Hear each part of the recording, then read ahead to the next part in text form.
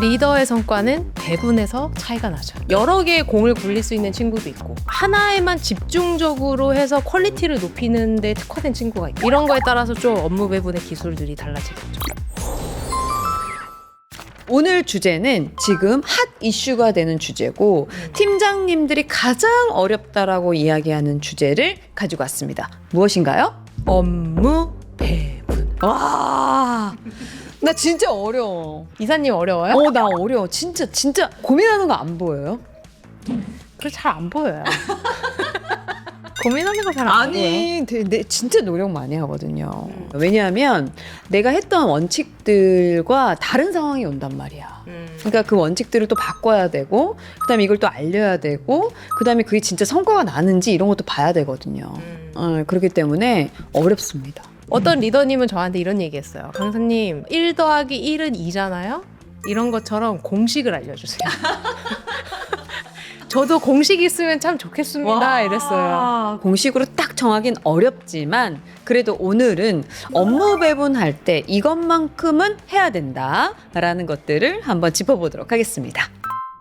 업무 배분이 왜 어려울까요? 조이 센터장님 한번 생각해 보신 적 있어요? 나누는 게 문제가 아니라 어떤 사람에게 어느 정도의 수준의 일을 줄 것이냐. 그렇죠. 그게 어려워요. 이게 키포인트입니다. 이게 이제 리더님들이 실무를 보통 잘 하시잖아요. 잘 하신 분들이 리더가 되는데 일에 대해서 누구보다 잘 알아. 어느 수준에 어떤 리스크가 일어나고 어떻게 진행돼야 되는지는 너무 이게 투명한데 사람에 대해서는 잘 모르죠. 이 친구는 뭘 잘하는지, 뭐에 호기심이 있는지, 그리고 어떠한 방식으로 문제를 해결하는지, 또 어떤 사람들이랑 부딪히는지, 뭐 이러한 종합적인 것들을 너무 중요합니다. 알기가 쉽지가 않아요. 네, 그래서 이렇게 사람에 맞게 그 사람의 성과를 목적으로 줄 거냐, 그 사람의 성장을 목적으로 줄 거냐, 이런 차원으로 나눠지면서 그걸 배분해야 되는데 그냥 기계적으로 이건 넣어, 이건 넣어, 이건 넣어, 이건 넣어 이렇게 나눌 수가 없다는 거예요. 네, 이렇게 나누면 안 되기도 하고요. 자, 그러면 업무 배분에 대한 걸 세 가지 측면으로 보면 좋을 것 같아요. 자, 세 가지 측면 어떤 게 있나요, 조이 센터장님? 세 가지는 people, work, flow입니다. 구성원에 대한 측면을 잘 살핀다라는 건 어떤 거냐면 이 친구가 정말 잘하는 건 뭘까? 한계점은 뭘까? 그리고 일하는 과정 속에서 이 친구가 가지고 있는 어떤 장애 혹은 어려움 이런 것들을 아주 면밀하게 알아야 된다는 거예요. 자, 그러면 구성원을 정말 제대로 파악하기 위해서는 어떤 정보가 필요할까요? 먼저 그 친구가 어떠한 일을 잘하는지, 강점이 무엇인지, 그리고 어떤 것들을 공부했는지, 전문 분야는 무엇인지, 특별한 스킬은 어떤 것들이 있는지에 대한 파악이 필요하고요. 또 그 친구를 움직이게 하는 그 핵심적인 요소가 뭔지, 그게 동기부여죠. 그러니까 어떠한 것에 동기가 부여되는지, 이후에는 리더가 어떠한 부분들을 지원해주면 좋은지에 대한 파악이 필요합니다. 여기서 이제 동기부여라는 요소에 대해서 이제 리더분들이 약간 퀘스천을 가지고 계세요. 내가 동기부여하는 요소 어떻게 알아? 이런 거죠. 동기부여라는 말이 너무 거창해 보이면 어떠한 태스크나 어떤 과정 속에서 이 친구가 좀 반짝반짝하지? 어떤 거에 좀 흥미를 느끼지? 관심을 보이지? 이런 질문으로 다가서도 좋습니다. 예를 들어서 A라는 친구는 어떤 걸 기획을 하거나 뭔가를 새로운 어떤 그림을 그릴 때 굉장히 반짝반짝해요. 몰입이 돼요. 결과물도 좋아요. 그러면 이 친구는 좀 동기부여하는 요소가 이런 요소일 수 있겠구나 라고 예측이 가능한 거죠. 또 어떤 친구는 그런 게 아니라 여러 가지를 막 정리하고 모으고 그거를 딱 보이게 하는 거를 딱 일이 주어졌을 때 반짝반짝해요. 그리고 막 몰입이 돼요. 이러면 이 친구는 이런 거에 있어서 성과가 나고 몰입이 되고 동기부여가 되는구나. 이렇게 알 수 있다는 거죠. 그래서 동기부여라고 하는 걸 너무 거창하게 생각하지 말고 이 친구는 이러이러한 부분에서 성과가 나 이런 차원으로 생각해 보시면 좋을 것 같아요. 리더님들이 계속 관심을 가지고 관찰을 해야 그런 것들이 보이죠. 너무 중요해요. 업무 배분을 못하는 리더들의 특징이 무엇이냐? 잘 몰라. 관찰을 안 해.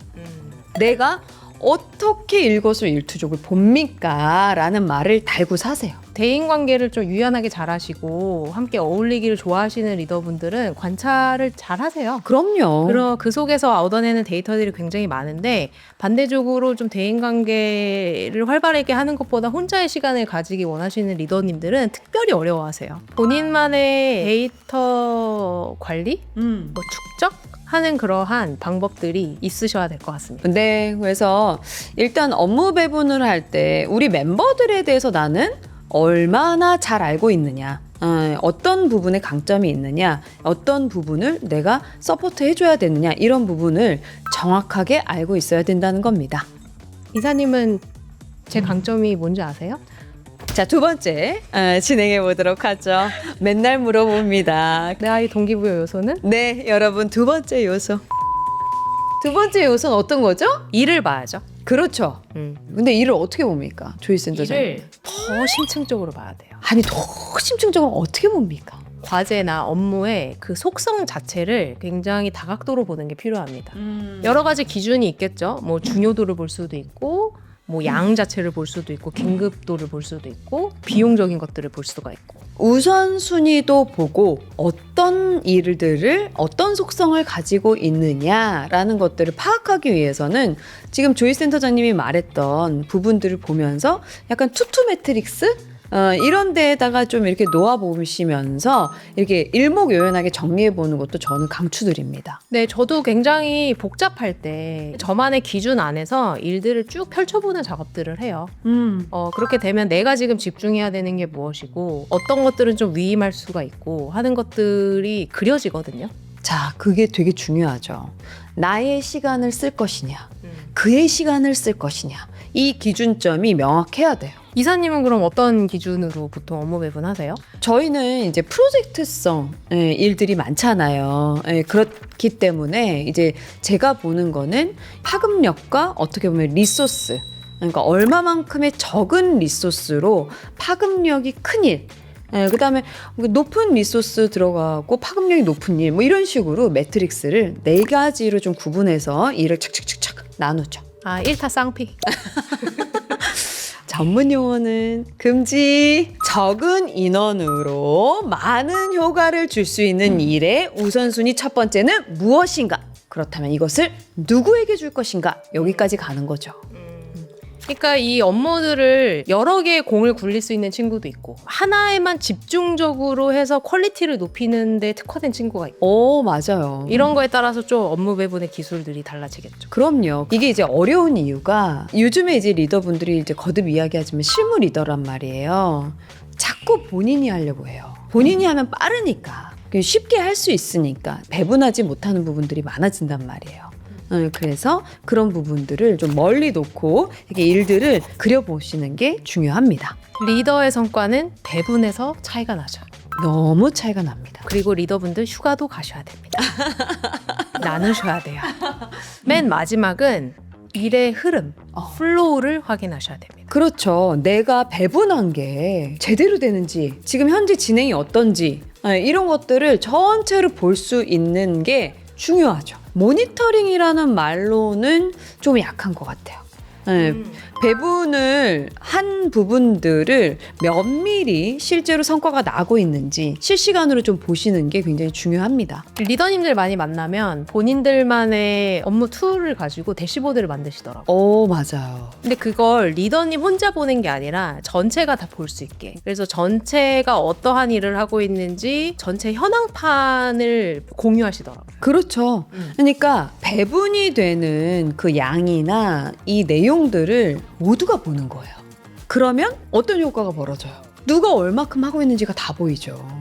그렇기 때문에 나만 많이 하고 있다, 적게 하고 있다, 이런 것들이 전체적인 규모에서 볼 수 있는 것들이 생겨나는 거예요. 이거 굉장히 공정성 요소에 중요합니다.